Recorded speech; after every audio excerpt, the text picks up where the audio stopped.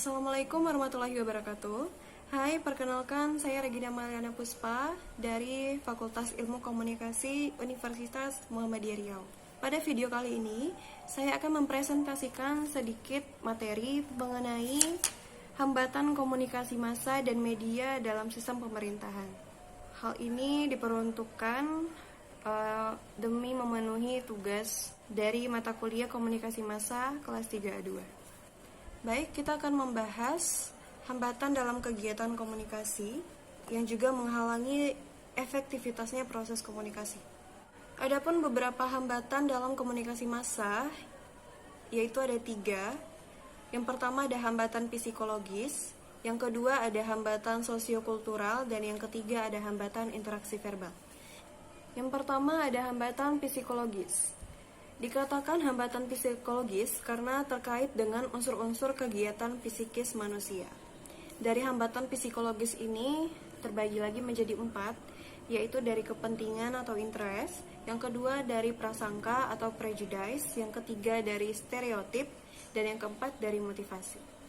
Yang kedua ada hambatan sosiokultural.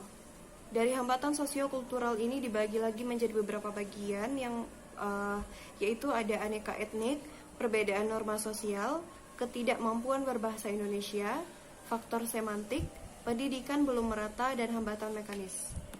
Lalu hambatan yang ketiga yaitu hambatan interaksi verbal. Hambatan interaksi verbal ini terbagi lagi menjadi beberapa bagian, yaitu ada polarisasi, orientasi intensional, evaluasi statis, dan indiskriminasi. Lalu hambatan komunikasi massa dan media dalam sistem pemerintahan. Komunikasi massa dan media sangat diperlukan dalam sistem pemerintahan. Pihak media membutuhkan peran media sebagai wadah untuk mensosialisasikan apa yang telah dikerjakan kepada masyarakat, dan pihak media sendiri membutuhkan pemerintah sebagai sumber berita. Adapun hambatan-hambatan komunikasi massa dan media dalam sistem pemerintahan, yaitu yang pertama, media massa dipengaruhi oleh berbagai sosial, ekonomi, dan politik. Dipengaruhi juga oleh elit dalam pemerintahan. Yang kedua, terkadang masih tidak terdapat sikap independen atau masih memihak kepada salah satu elit. Lalu, pemerintah terlalu mencampuri cara kerja media. Saat komunikasi massa dilakukan, adanya perbedaan dalam cara media menyampaikan informasi kepada massa yang akan membuat massa menjadi salah tanggap.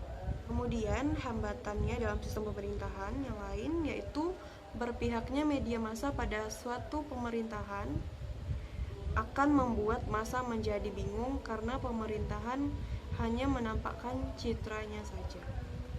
Kemudian proses penyampaian pesan atau informasinya tidak sepenuhnya berlangsung dengan lancar, baik itu ditinjau dari arah ataupun aliran informasi, pola komunikasinya, baik secara top down maupun bottom up. Kemudian hambatan dari sistem pemerintah lainnya yaitu pemberitaan dan penyiaran media massa yang dilakukan oleh pemilik modal saja.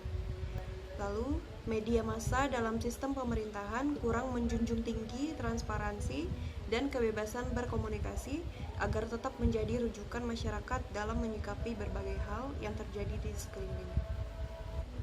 Baik, itulah tadi sedikit pemaparan tentang materi mengenai hambatan komunikasi massa dan media dalam sistem pemerintahan. Semoga video ini bermanfaat. Terima kasih sudah menonton video ini. Assalamualaikum warahmatullahi wabarakatuh.